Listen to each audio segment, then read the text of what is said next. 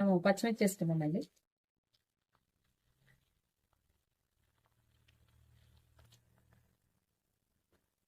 కొంచెం ఇంగువ మంచిగా ఒకసారి కలుసుకోండి. ఇప్పుడు 2 ఎండుమిర్చి తినేదాన్ని బట్టి వేసుకోండి. నేను కొంచెం ఒక ఇద్దరికి వచ్చే రైస్ లోనే నేను కలుపుతున్నానండి, అందుకని నేను కొంచెమే వేస్తున్నాను.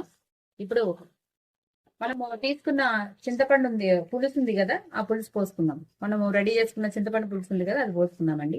దాంతో పాటు ఉడకాలండి, సన్నమంట పెట్టుకోండి.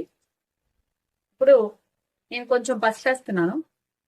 నేను ఆల్రెడీ ఇందాక చింతపండు పులుసులో వేసుకున్నానండి, అయినా కొంచెం వేస్తున్నాను. కొంచెం ఉప్పు కూడా వేస్తున్నాను అండి.